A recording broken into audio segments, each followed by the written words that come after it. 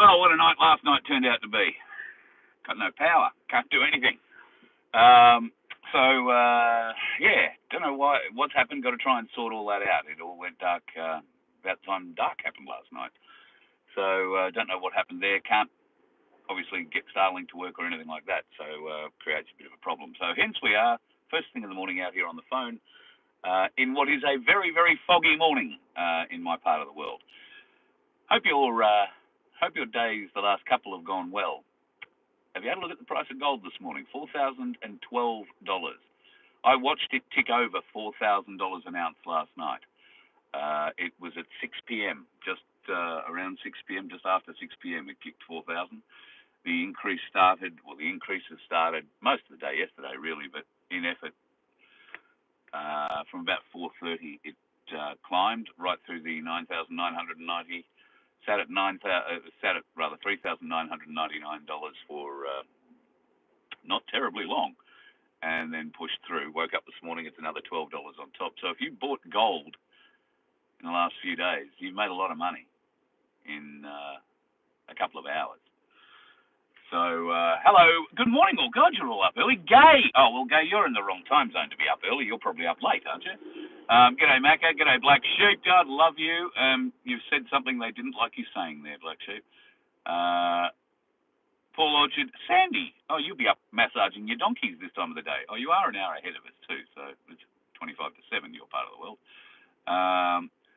Good morning, Sajana. Yeah, I'm always out of bed early. The kookaburras tend to wake me, and those little buggers wake up at about 4:30.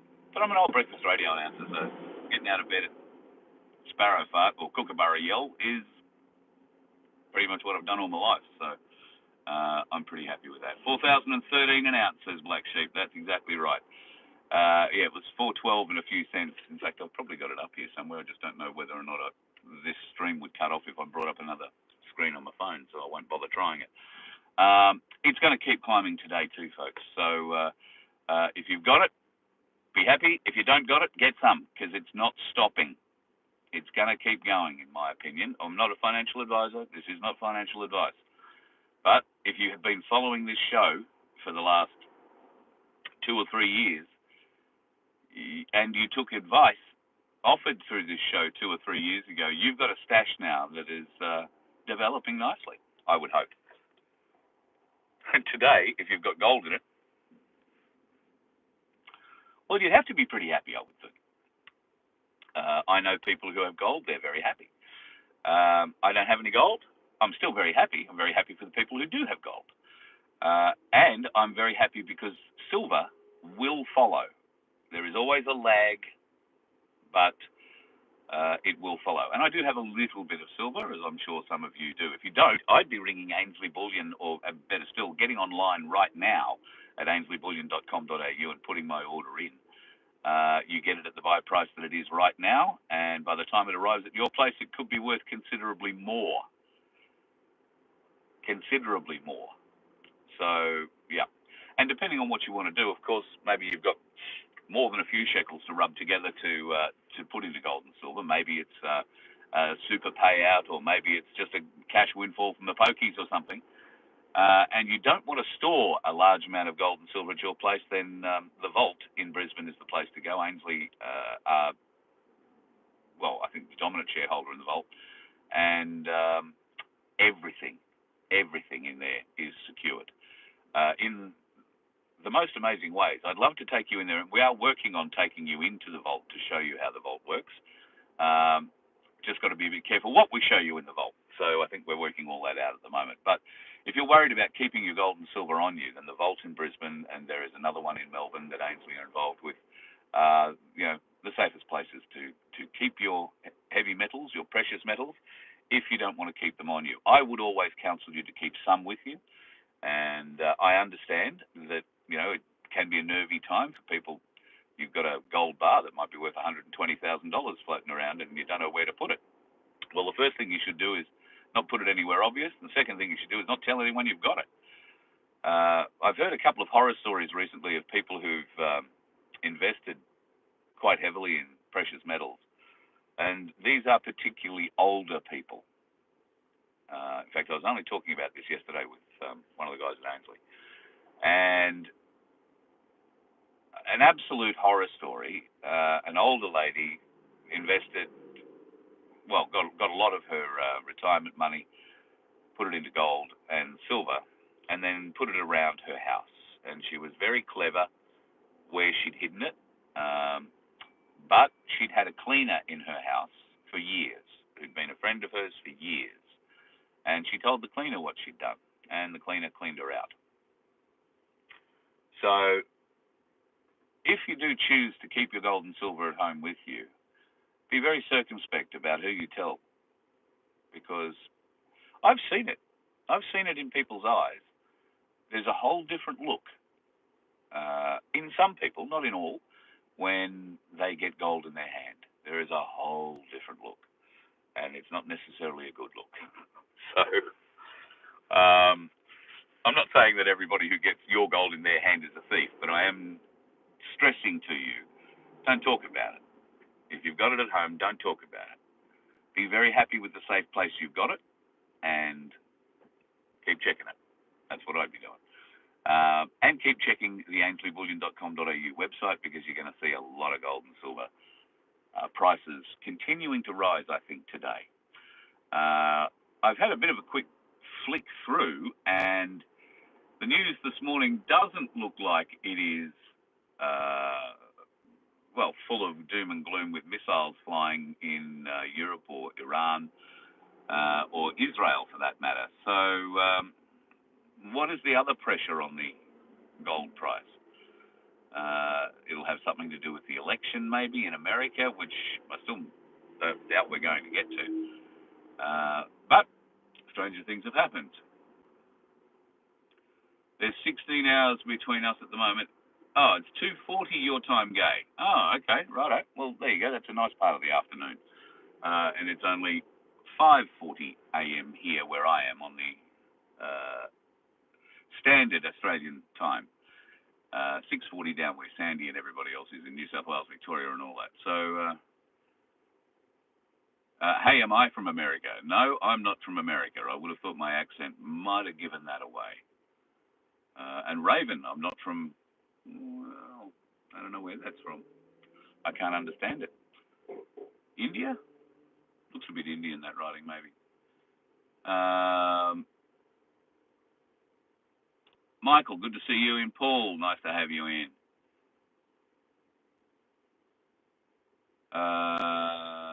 Yeah, they are very pretty. Gay. Your neighbour bought 10 3-ounce silver bars. 3 ounce. That's an interesting size. I don't think we get 3 ounces here, or 3 1-ounce bars maybe. We got 5-ounce bars, 10-ounce bars, 1-ounce bars, and well, you can just about get them in any shape, form, or whatever you like these days. I would highly recommend the Ainsley Rounds, folks. The Byron Bobs. Very easy to carry, come in their own little plastic container. Very easy to carry around with you, and very easy to use. In fact, it's not just Byron Bay where you can use the silver, and I tried it the other day in a business. I bought something. I had I think it was $16 something that I owed the business, and I pulled out 2 1/10 silver rounds, and I said, that's $20. Would you accept that? He said, I can't give you change for it. I said, I don't want change, just take the $20. They accepted it. So there are people around now in business, normal everyday business. That wasn't a business that, in fact, and I hadn't pre-warned him about it or anything. I just thought I'd try it, see whether or not it would work. And it did. So you are going to find more and more people are willing to accept your silver as payment because they have a stash of their own. Be prepared. Go and get some silver and go and get some gold if you can afford it, and be involved. You stand to make some pretty good money by investing in precious metals at the moment. How much? I don't know. How high could this gold price go? And the silver price? Well, how long's a piece of string? But without putting on a white hat and claiming, financial institutions around the world are changing, I would not be at all surprised to see gold go to $5,000 an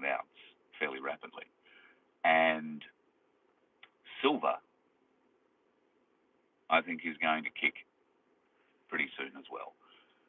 If we see this trend with gold going up like it is, I think it'll keep going. And there is a lot of pressure in various different parts of the world market.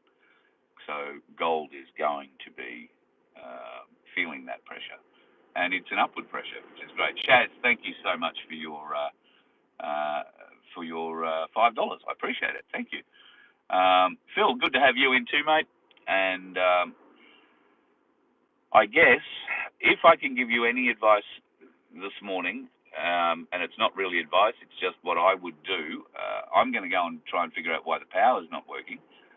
But if you have a few shekels to rub together, then I'd be getting to Ansley Bullion, get online, and buy yourself a coin, buy yourself a round, buy yourself a bar, or if you can, buy a few of them, and sit back today and watch that investment grow.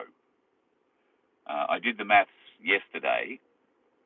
If someone had bought a kilo of gold the day before yesterday, and then at yesterday's price, at 4 o'clock yesterday afternoon, at yesterday's gold price, if you had bought a kilo of gold 24 hours earlier, so 4 o'clock the day before yesterday, by 4 o'clock yesterday afternoon, you would have increased your wealth by over $3,000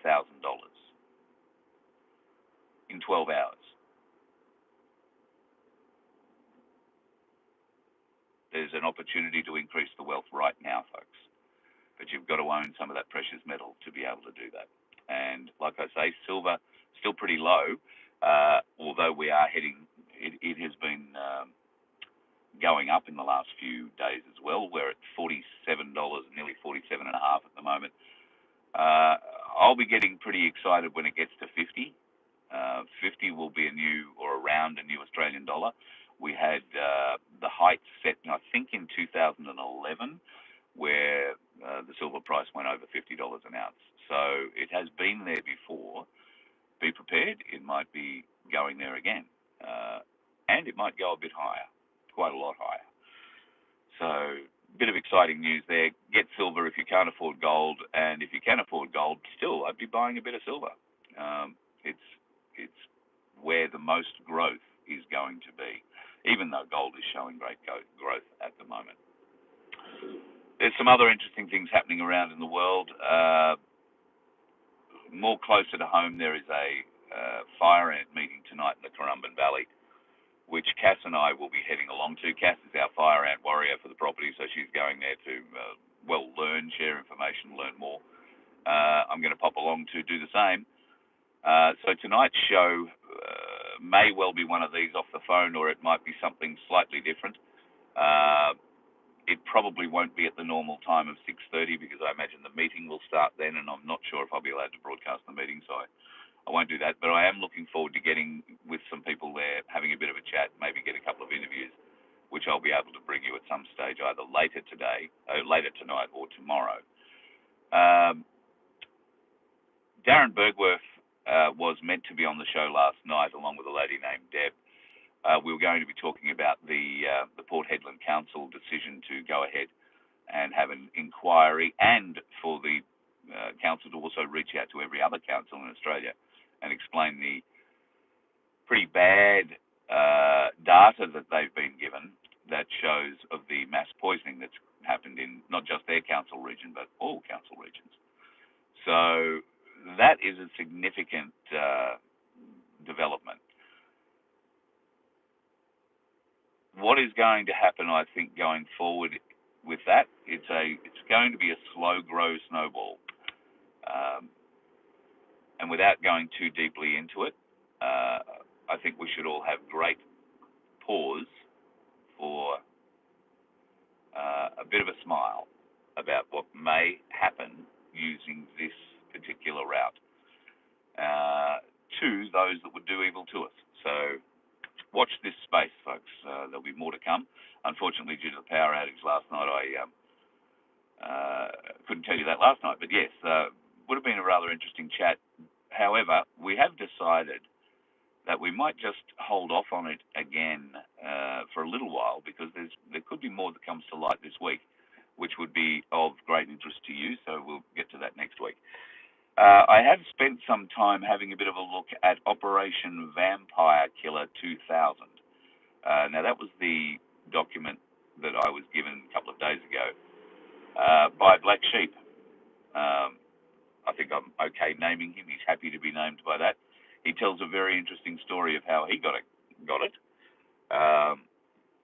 But at any rate, we have this document which does appear to outline most of the stories that we have been telling you for the last however many years, for 4 years, 5 years, about white hats.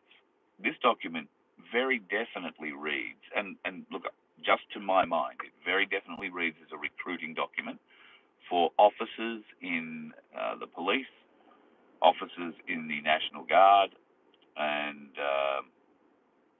potentially some regular military. And it makes no bones. It is very, very clear about the kind of people they want and what is happening. This document, the one that I hold, was written in 1992. I believe there have been revamped versions. In fact, a revamped version, the latest one I can hear of at least, is 1999. And I think Harm dug that one up. So there are a few around. This document we will discuss at length in tomorrow night's show, the Friday Free-for-All. I've scanned the document now, or Cass scanned it for me, thankfully, and we'll be able to show you each page. I will also make that available for you to download through vofhq.com if you'd like to print it out and read it yourself. You might find it's a rather enlightening little read. I did. So all that'll be happening today, provided I can get the power going and we figure out what the hell happened there. We are going off to the Currumbin meeting tonight, so if you are heading down to the Currumbin Valley to the Eco Village down there, it's got a new name now, I've forgotten what it's called, but we're heading down there tonight for that meeting. I believe Malcolm Roberts is going, so we might be able to catch up with him and have another word, who knows. He might run the other direction too, so I don't know. Okay, here's an interesting story. I work part-time at McDonald's, so basically sometimes I get constipated and I have to put my finger up there and scoop it. Yeah, Isaac, you're such a, well, troll, I guess, is the way to do it. And Isaac, if you enjoy sticking your finger up your own ass, mate, and then bragging about it to the public, I can only say you've got bigger problems than most of us, mate. Have yourself a great day, folks. Enjoy life, the universe, and everything. And if that means sticking a finger up your own bum, well, each to their own, I guess. It's better than being stuck with a dickhead driver on the road, eh? Have a good day.